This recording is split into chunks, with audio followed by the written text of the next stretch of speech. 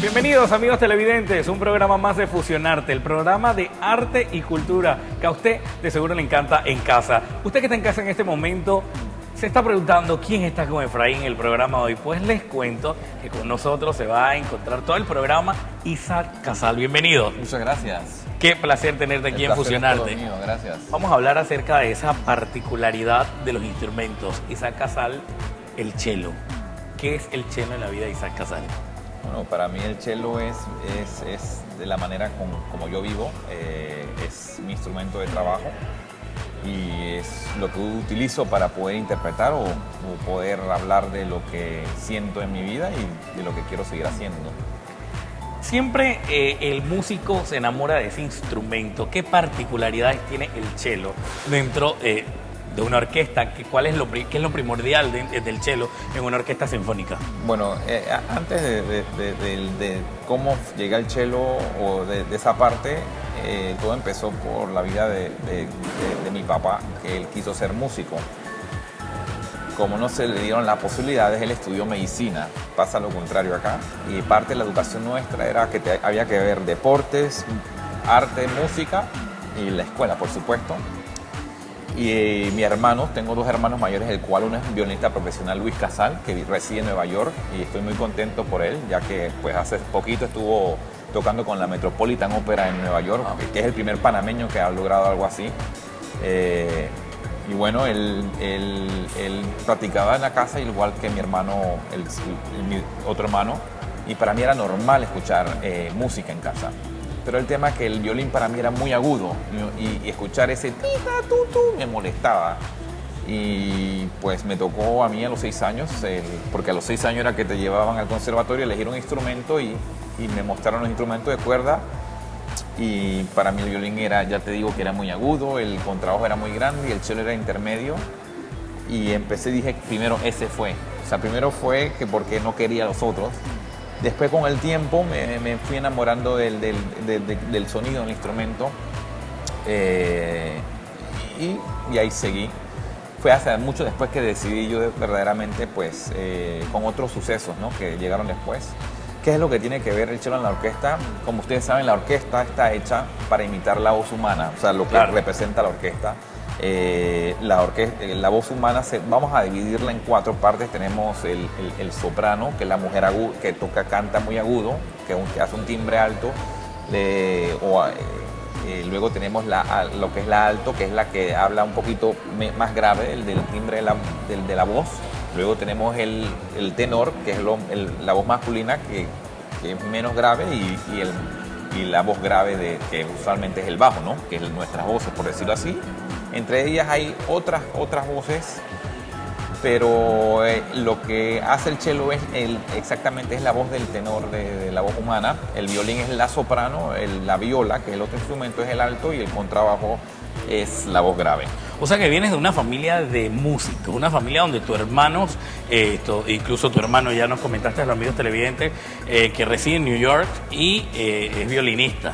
Amigos, Fusionarte siempre se destaca por los mejores eventos culturales de nuestro país. Vamos a ver en esta ocasión a dónde nos fuimos y qué hicimos con el siguiente reportaje.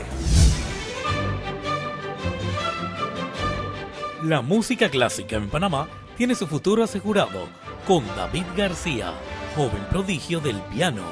Muy buenas noches, gracias por esta entrevista para dar a conocer la actividad que tenemos esta noche en el Domo Universitario, que es un concierto de la Orquesta Sinfónica de la Universidad de Panamá, dirigido por el doctor Samuel Robles, en el cual vamos a estar interpretando, o sea, la orquesta va a estar interpretando música del compositor Joseph Haydn. Es un programa bastante interesante,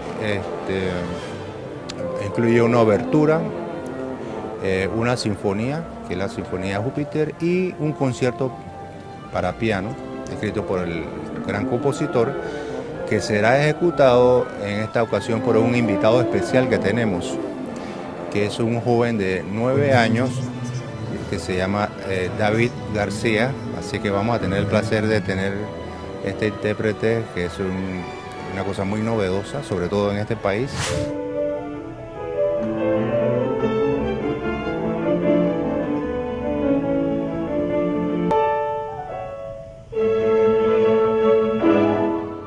La cultura es un privilegio y es un patrimonio de todos, sobre todo para los panameños, bueno, que tenemos la Orquesta Sinfónica de nuestra universidad, que es la primera casa de estudio, que presenta con una participación integral, 100% de puros estudiantes, pero van a escuchar el alto nivel artístico y el alto nivel profesional de estos jóvenes que estamos nosotros formando en esta casa de estudio.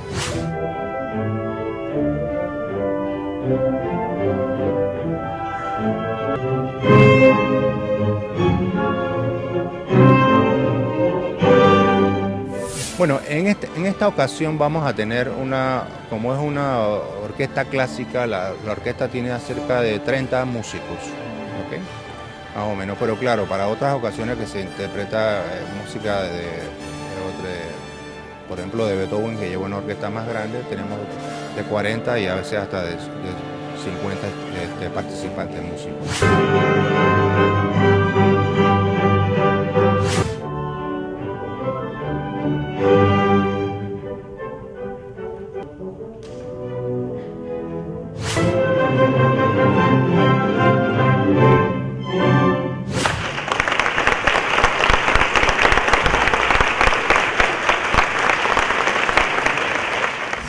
Interesante ese reportaje y nosotros siempre acudiendo a esos eventos, a ese llamado de esos eventos culturales de nuestro país. Vamos a seguir hablando, Isaac, y en esta ocasión tengo que comentarte algo bien interesante dentro de tu vida profesional, dentro de tu carrera. Tú has formado parte fundamental de orquestas no solamente aquí en Panamá, sino que participaste de la Orquesta Sinfónica de Luisiana, para que nos hables un poco de ello. Sí, bueno, yo más bien fui miembro de dos orquestas, una camerata que se llama Sinfonieta en Baton Rouge, Luisiana, y la Baton Rouge Symphony en Luisiana. Como en en los Estados Unidos hay orquestas importantes que representan la ciudad la capital, por ejemplo, o las ciudades más grandes. En estos momentos te puedo decir que tuve la oportunidad de tocar con profesionales de alto nivel. Era bueno saber que la excelencia era importante para estas orquestas, lo que es el trabajo de audición, que es muy importante para poder crear escalafones para escoger a buenos músicos, es importante, y son cosas que me dejaron mucho a mí. Y hacer música con grandes directores, Puedes mencionarme uno de ellos. Bueno, yo tuve la oportunidad de tener a Carlos Miguel Prieto, un gran importante, además que también fue director de la Orquesta de las Américas, en la cual participé por muchos años, pero solistas que van dando gira por todas partes, llegan a tocar con la orquesta y se iban, o sea, era ver tanta belleza que en un solo lugar. Imagínate que Estados Unidos tiene 50 estados y eso era una ciudad de un solo estado, para que veas la magnitud de la cantidad de artistas que van pasando y uno está en contacto con. Fuiste el primer joven panameño de participar de la Orquesta Juvenil de las Américas. Sí. ¡Wow! ¿Cómo llegaste a la Orquesta Juvenil de las Américas? Bueno, sí estoy contento de ser el primero, pero estoy más contento que ahora han habido otros panameños que están participando, inclusive este año, después de yo estar... ¿Más joven? Jóvenes, sí, hay más jóvenes, sí. Este año fue una panameña contrabajista que ha participado también en estos festivales, pero en aquel tiempo sí fue como ganarme un trofeo. No solo, al haber entrado compitiendo con muchos chelistas en todo el continente, nada más entrábamos 8 de todo el continente, de Estados Unidos a Argentina y Chile. Pero lo más lindo para mí ha sido lo que sucedió durante todo ese periodo, que fue 8 o 10 años. Fui continuamente participando y era una vida como una utopía para un músico, estar viajando, tocar en todos los teatros, conocer todo tipo de artistas, viajar con ellos y dar giras en Europa con la orquesta, tocar con la crema Creminata. del mundo clásico. me dejó mucho, pues, y me hizo, pues, no, o sea, querer seguir estando bueno. en contacto con esta gente, estas personas. Isaac Casal escucha música clásica siempre o escucha otro tipo de música? No, la mayor parte de lo que yo escucho es música clásica, pero me gusta escuchar otras tipos de música para ver cómo incorporo eso. Variando. Exactamente, pero me gusta la salsa, me gusta escuchar jazz latino, Latin jazz, me gusta escuchar rock, el rock me gustaba en el rock alternativo, que fue el que crecimos nosotros, bueno, quiero decir la mayoría en los tiempos de mi adolescencia. Así que sí, puedo escuchar.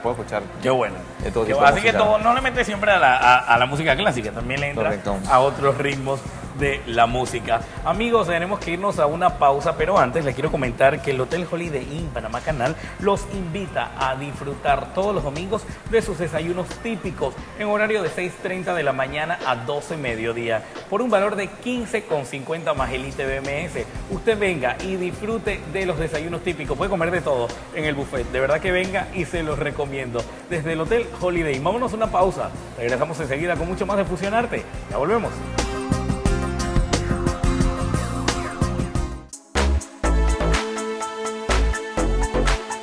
Estamos de vuelta, amigos televidentes, con más de Fusionarte.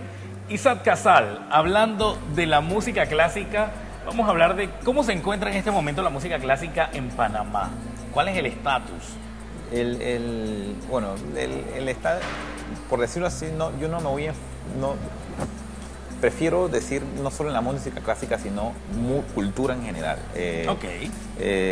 Yo pienso que Panamá necesita, pues, mejores gestores para que puedan crecer. Pienso que todo tiene que ver con la educación. Creo que Panamá es lo que necesita, ya que, pues, si me preguntas y quiero ser crudo, y soy crudo, estamos 50 años atrasados, por ejemplo, o más, como si fuéramos Cuba, pienso yo. ¿Por qué te digo esto? Porque lo hago comparando mi vida personal. Tu educación mi musical. Mi educación, exacto. Combinando con la oportunidad que tuve viajando con la Orquesta de las Américas. Yo, por ejemplo, viajé, por decirlo, por todo el continente y toqué en los mejores teatros de Latinoamérica, Estados Unidos y Europa. Pero así también tuve la oportunidad de dar clases en universidades, a tocar en otras ciudades. Entonces ya tú vas viendo qué es lo que hay afuera y entonces al llegar a Panamá los mecanismos para poder hacer lo mismo no están. Entonces hay un choque, pero mucho de este choque después de ver cuando estudié mi licenciatura, maestría, certificado de artista y doctorado en Estados Unidos, y con mis colegas de otros países, al venir a Panamá, yo decía, ¿qué problema tenemos nosotros con los gestores o los encargados que son nuestros jefes? Y para mí, pienso yo que el problema mayor es que nosotros no escogemos a nuestros líderes correctamente. Por ejemplo, te pongo un ejemplo. Cuando yo fui a estudiar mi licenciatura, el decano o el encargado de la Escuela de Música, escogido por una de las mejores universidades, en ese lugar buscaba a la persona con mucho más investigaciones, con mucho más campo laboral, con mucho más conocimiento para traer a las personas más influyentes para embellecer, mejorar y poder dirigir, que facilitar eso. Sí, porque así cuando impartes la clase que impartas, y depende el rubro que seas, estás hablando de tu profesional, área. claro. Estás hablando de tu área. Y tú vas a estos lugares porque esa persona es el encargado de manejar y de atraer a gente importante. Entonces yo lo plasmo así. ¿Sí? Mis mejores recuerdos de mi profesión es que mi profesor era, para mí, lo veía ya y todavía lo sigo viendo, idolatrándolo. O sea, no, son investigadores y violonchelistas, y el decano o el rector de la universidad era mucho más. Las cámaras de Fusionarte siempre andan haciendo de las suyas, cubriendo todos los eventos artísticos de nuestro país. Nosotros nos fuimos a cubrir otro evento que yo quiero que me acompañes a ver y los amigos televidentes vean en esta ocasión qué fue lo que hicimos. Continuamos con la presentación de los pintores más relevantes en los últimos años en Panamá, en la exposición Fusión. Señora Nilsa, más de 30 años en el mercado, en este día con día de lo que le encanta y la apasiona, que es la pintura.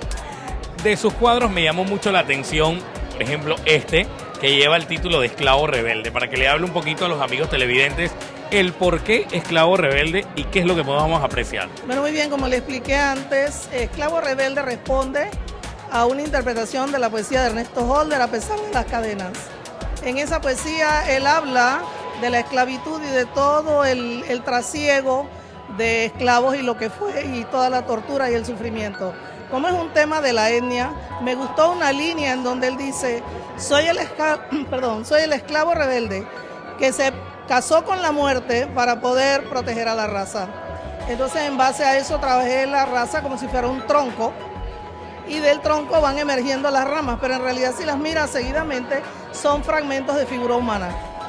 Entonces, al fondo, en la raíz, el hombre que nace de ese trasiego de indio, negro y blanco, que es el bebé que aparece al final del tronco, como para dar a entender pues que la raza se extiende y eso es inevitable.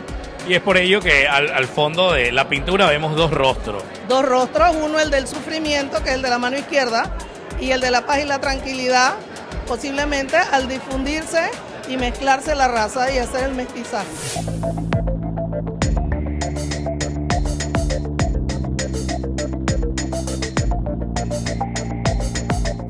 Amigos, y viendo muchas de las pinturas de la noche de hoy, pasamos por donde Mónica Pérez. Y Mónica tiene unas pinturas algo no tan convencionales, que están talladas, están pintadas, y yo quiero que tú me expliques acerca de esas técnicas a mí y a todos los amigos televidentes de Fusionarte.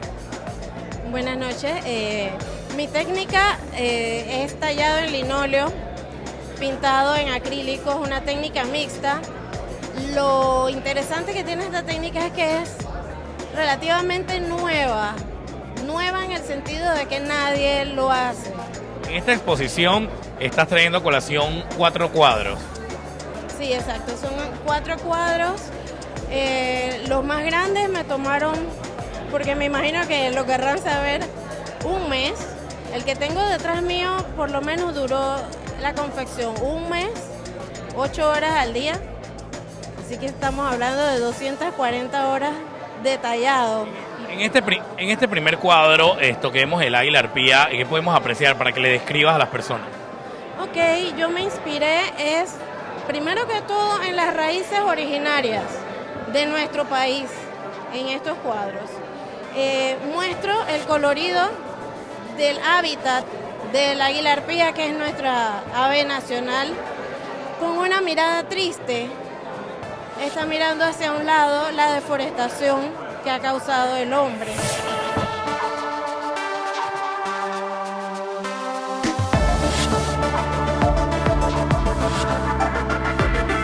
Buenísimo ese reportaje. Nosotros disfrutamos de cada una de las coberturas que realizan las cámaras de Fusionarte en el tema cultural de nuestro país.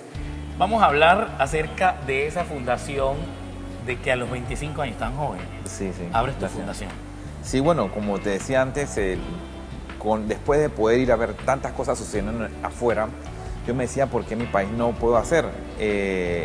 Y también yo creciendo, tocando con gente tan profesional o que buscaban excelencia e innovar, decía que bueno, pues yo venía y iba a tocar puertas al Instituto de Cultura, a los lugares, y me decían que no. Y le decía, pero yo traigo estos artistas gratis, necesito solo el espacio. Ah, no, que te cobramos hasta el teatro. Entonces yo empecé por iglesias y me dije que era la necesidad de hacer un festival, porque cuando me iba de gira tocaba en muchos festivales en el exterior, la mayoría eran todos festivales, y no había una ventana de festival clásico en Panamá. Y para poder no solventar, sino que mostrarle a los jóvenes que hay otra cosa. O sea, Y dentro de tu fundación, disculpa, y dentro de tu fundación es como un sistema que traíste, como una visión que traíste de que se daba en Venezuela también. Correcto. Y ayudas a niños de escasos recursos. Correcto. Dentro de la fundación. Primero creció el festival para hacer algo, traer gente extraordinaria a tocar en Panamá de nuestro género clásico.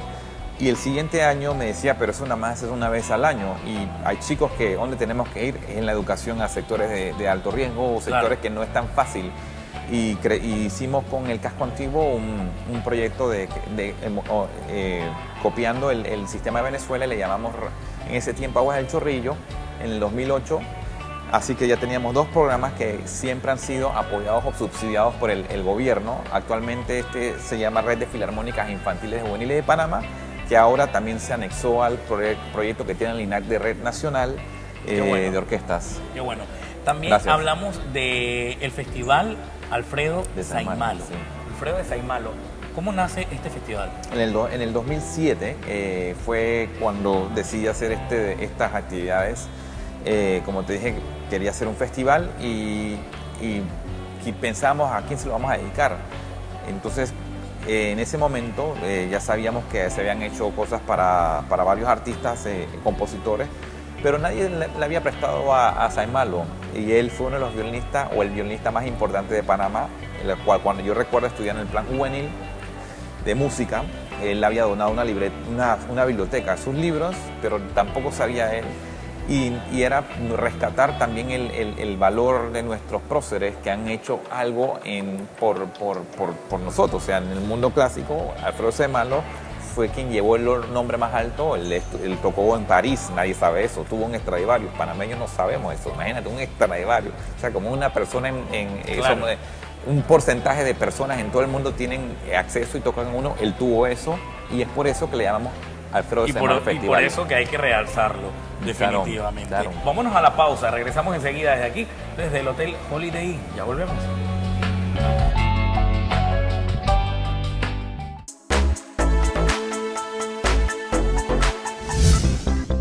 En Panamá existen miles de historias que merecen ser contadas. Sin embargo, son muy pocas las que llegan a ser publicadas. Pero a pesar de todo, hay personas que logran sus metas por su perseverancia, como el caso de este joven ilustrador. Hola, mi nombre es Álvaro Lascano, soy ilustrador y dibujante profesional. Tengo 7 años de ser dibujante de cómics, ya a nivel profesional, porque mi faceta como dibujante fue desde muy pequeño.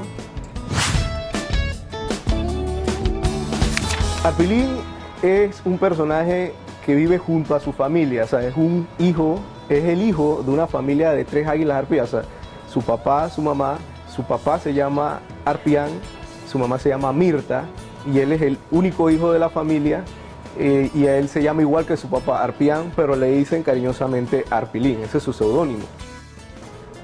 El libro de cuentos tiene la oportunidad también de colaborar a que los personajes pasen de un escenario a otro. Por ejemplo, aquí tú ves un laberinto que da expresión del paso del área urbana, donde están el área residencial donde estaban ellos, pasan al parque, que es el siguiente escenario en el cuento. Por ejemplo, se trató bastante de que los textos fueran lo más precisos, cortos, para que los niños, por medio de las ilustraciones y los textos, pudieran interpretar lo más pronto posible la idea de lo que se estaba refiriendo a la vez que se iba leyendo el libro de cuentos. Este es un laberinto de letras. El niño, para poder pasar este laberinto, tendría que hacerlo por medio de pronunciación del nombre del personaje, o sea, seguirlo y con él poder hacer el camino para poder llegar al final. Y ya, por ejemplo, con este laberinto, con esta actividad, pasan a otro escenario, que es el centro comercial, donde se sigue desarrollando la historia, y ya es casi el último arco antes del final de la historia. Fusionarte no para con todos esos reportajes y todas esas coberturas de nuestro país en el tema de arte y cultura. Planes futuros de Isaac Casal en Panamá. Bueno, momentáneamente estoy con planes de grabar un concierto con mi hermano que fue dedicado a nosotros, que es parte del Festival Alfredo Saimalo. Estoy desarrollando un plan de conciertos para un ensamble que acabo de crear que se llama Ensamblas, de un cuarteto de piano, violín, violonchelo y contrabajo, que no es común. Estoy muy emocionado porque he encontrado pues, que por medio de esa vida va a ser mi formato de conciertos. Estoy trabajando en comisionar obras especialmente para este cuarteto, lo cual ya he empezado a hacer. Estuve una gira exitosa hace 2 semanas y espero poder seguir trabajando con este cuarteto y dar conciertos en el exterior también para llevar obras también panameñas, no solo latinoamericanas, hechas para nuestro formato de instrumento, que no es normal, pero estoy muy contento de que lo he Porque creado. tenemos potencial en Panamá, por supuesto, Claro que para sí. el arte y la cultura. Ese mensaje final a la juventud que está haciendo cosas positivas en Panamá, esa juventud que quiere incursionar y que la música clásica también tiene bastante Por supuesto. un ámbito amplio. Bueno, yo lo que les puedo decir a la gente joven que viene subiendo, mi consejo número 1 es estudiar todo lo que puedan, leer muchos libros, conocer, poder preguntarse mucho por qué. Culturizarse, porque hay muchas cosas. Ustedes son el legado de Panamá, son los responsables de que hayan cambios, de que se elimine más la corrupción y que ustedes puedan crear mejores espacios para la sociedad, porque todos mejoramos, somos más felices todos, los que somos más egoístas no, y eso lo crea la cultura. Entre más invirtiamos en esto, vamos a crear mejores espacios para todos. Isaac Casal, un gusto, hermano. El gusto es todo mío. Fusionarte, cuentas con Fusionarte para Gracias. todas esas actividades, vamos a cubrir esos reportajes Y bueno, de esos niños. Me interesa lo de la fundación espero para que ir a hacer sí, un reportaje a esos que puedan chicos. venir a ver a nuestros niños, a nuestro concierto y especialmente al Festival Afro-Semano que va a ser en el 2018, en la primera semana de junio. Así que, amigos televidentes, no hay tiempo para más. Hemos llegado a la parte final de Fusionarte para hoy. De seguro la próxima semana tenemos otro artista sentado con nosotros para que usted conozca acerca de su arte y cultura. Y les cuento que The Panama International Hotel School, ubicada en el Hotel Holiday Inn, los invita a formar parte de la primera escuela con una alta calidad educativa y experiencia en la industria hotelera y turística en nuestro país. Así que ya lo sabes, si quieren más información acerca de esta escuela, puedes llamarlos a los teléfonos 317-4050. Parte final de Fusionarte, será hasta la próxima. Bendiciones.